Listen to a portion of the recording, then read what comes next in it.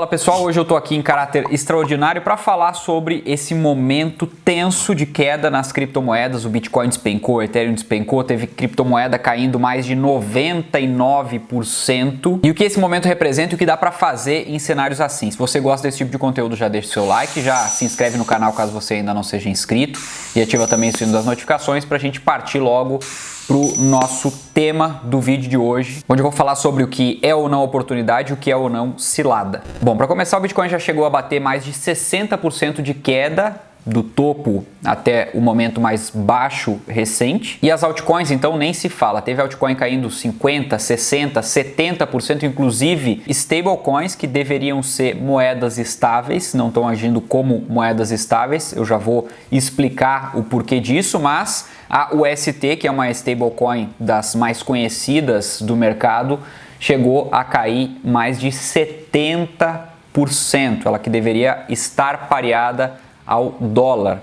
E teve também criptomoeda caindo 99% desde o topo. Estou falando inclusive da Terra Luna, que é o token ligado à UST. Bom, então de um lado a gente tem o mercado em pânico, os gritos de Bitcoin morreu e muita gente acreditando nisso. E do outro lado a gente tem também pessoas falando que, olha, já que essa criptomoeda caiu 80%, 90%, tá aqui uma grande oportunidade porque quando ela voltar para o preço eu vou ganhar muito dinheiro. Então muito cuidado nessa hora com esses dois gritos aqui, porque é muito difícil a gente separar o joio do trigo nesse momento, porque o mercado de fato panicou e quando a gente começa a ler muito sobre o mercado, a gente tende a entrar em pânico também, porque as notícias não são boas. A gente tem esses dois extremos e uma tendência muito forte de ir para esses dois extremos, porque são aqueles extremos que gritam mais alto nesse momento. Para começo de conversa, é inclusive insanidade comprar altcoins nesse momento simplesmente porque caíram 90%. Elas podem simplesmente ir a zero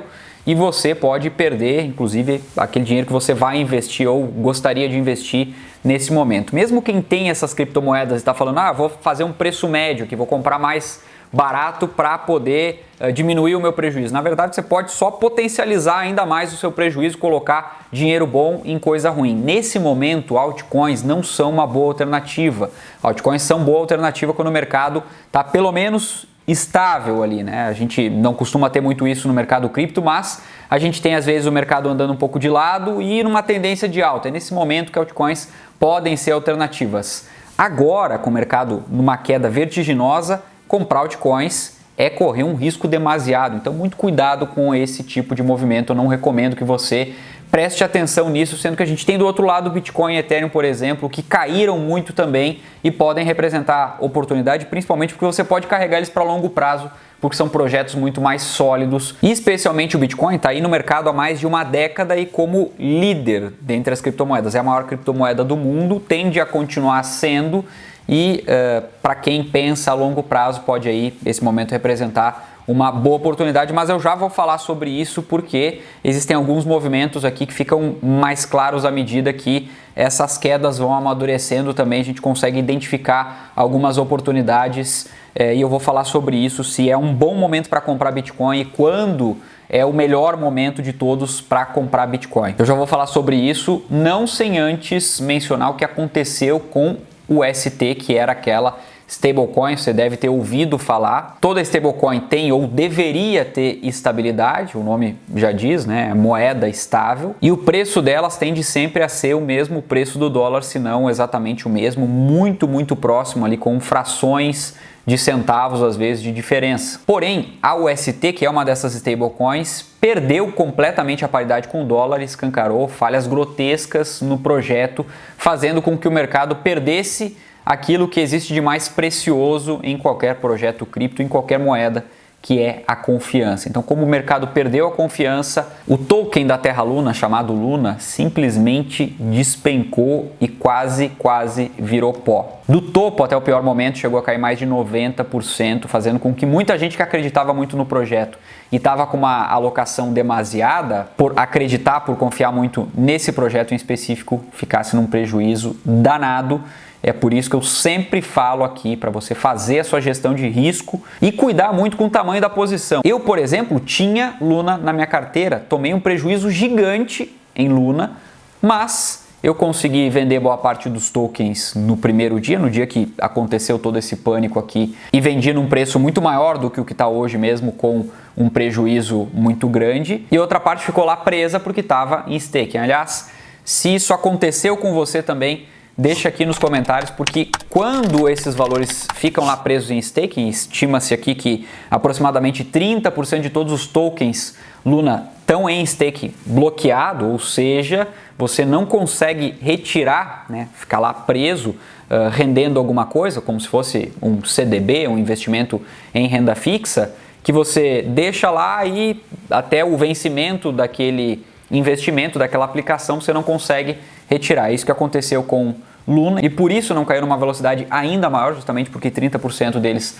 estavam lá presos ou continuam presos. Mas o que importa é que, no final das contas, as apostas podem custar muito caro se você não fizer uma boa gestão de risco. Luna, por exemplo, representava menos de 0,1% do meu patrimônio investido, ou seja, mesmo indo a zero, mesmo que eu não conseguisse ter vendido nada, isso não faria nenhum estrago muito grande no meu patrimônio, ou seja, eu não sinto se Luna vai a zero ou não, justamente porque eu entendo o risco desses projetos menores e aí eu aloco valores bem inferiores ao que, por exemplo, eu tenho em Bitcoin e Ethereum. E sobre as altcoins, a gente pega esse exemplo de Luna, que muita gente conhecia, para falar que 90% desses chamados projetos promissores simplesmente não vão existir nos próximos 10 anos, por exemplo. Isso não significa que você não deva ter esses projetos, só que você precisa ter cautela para não correr um risco demasiado. Um exemplo disso é a Shiba Inu, que muita gente criticou aqui quando eu falei que, poxa, a Shiba Inu não podia chegar a $1,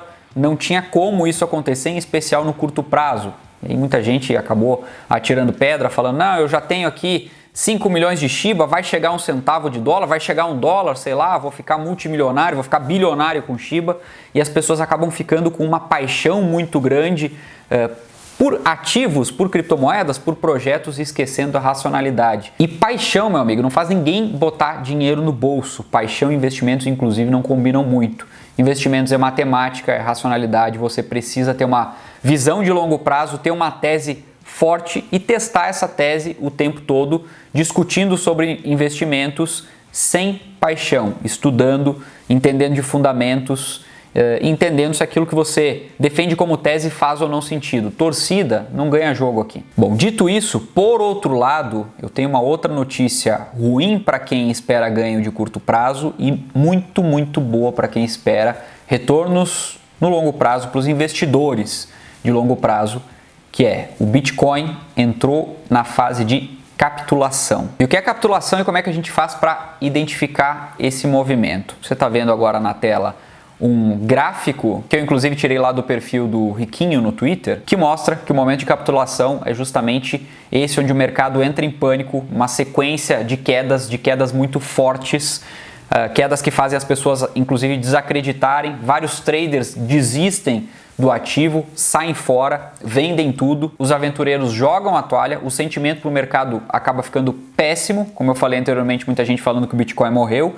Quando a gente olha para índices como, por exemplo, o Fear and Greed Index, que mostra o sentimento do mercado no momento, ele está lá, por exemplo, na casa dos 10%, como a gente está vendo aí, em Extreme Fear, ou seja, medo extremo. E o que vem depois, se você bem reparou no gráfico, é um período de acumulação, ou seja, em algum momento o ativo para de cair depois de um desespero danado, chega de fato ao fundo do alçapão que tinha no fundo do poço e aí começa a andar de lado por um período mais longo, e é nesse momento onde grandes investidores começam a acumular e investidores de longo prazo mais experientes fazem o mesmo. Então o que você tem que fazer nesses momentos, uma vez que você leu esse cenário, embora seja um pouco difícil da gente perceber exatamente em que momento a gente está, mas é importante que você consiga ler principalmente o que representa uma oportunidade no mercado. E aí, mesmo os investidores menos experientes que conseguem tirar proveito nesse momento, onde de novo o sentimento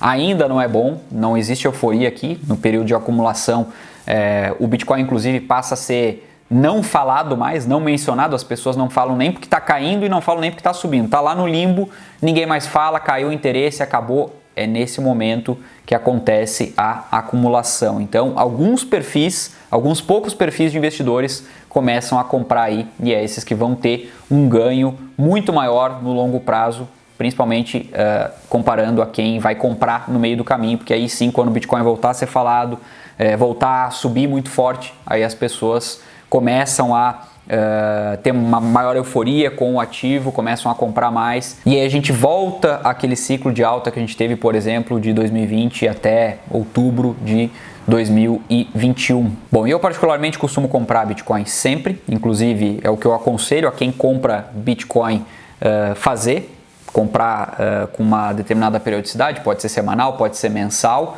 Então sempre faz os aportes, reparte esses aportes, não entra tudo de uma vez só, independente do momento do mercado. Começa fazendo aportes devagar, à medida que vai conhecendo mais do mercado vai aumentando esses aportes, mas mantendo aportes constantes, é isso que vai fazer diferença no longo prazo. Dessa maneira você vai comprar sim em alguns momentos mais caro, mas vai comprar muito barato em outros, não vai se expor a um risco demasiado, um risco não inteligente, que é justamente esse de comprar tudo de uma vez só. E aí, outra coisa que eu costumo fazer é guardar um caixa para poder aportar mais pesado justamente nesses momentos onde o mercado entra em pânico e o Bitcoin cai a preços inimagináveis, como por exemplo agora chegando aí a 27, 28 mil dólares, sendo que há não muito tempo atrás estava lá na casa dos 69 mil dólares, então uma queda de mais de 60%. Esses momentos de grande queda a gente precisa aproveitar também, embora não esteja na acumulação, as quedas muito fortes, se é que você acredita em Bitcoin por longo prazo, assim como eu, então faz sentido aportar nesses momentos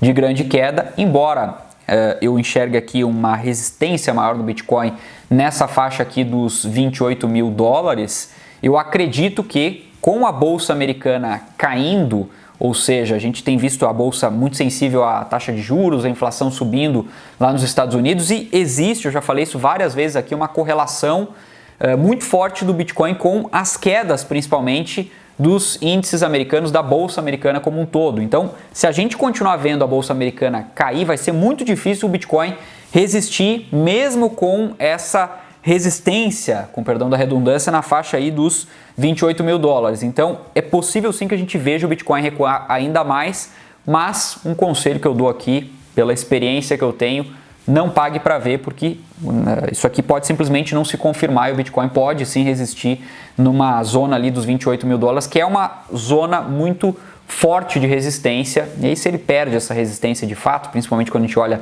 diário, semanal, aí sim a tendência é recuar ainda bem mais aí, salvo engano, lá para a faixa dos 22 mil dólares, que é uma outra resistência que tem. Então, independente disso acontecer ou não, esse momento é um bom momento para investir em Bitcoin, pensando no longo prazo, mas é importante você entender desses ciclos, desses momentos, para que você consiga fazer bons e melhores aportes conforme o tempo vai passando e para que você consiga colher os melhores frutos com o passar do tempo. E aproveitar esse momento, que para muitos pode ser de desespero, mas você sabe que enquanto uns choram, outros fabricam lenços. Dito isso, eu espero ter te ajudado com esse vídeo. Fica à vontade para curtir, compartilhar, comentar. A gente se vê no próximo. Um forte abraço e até lá!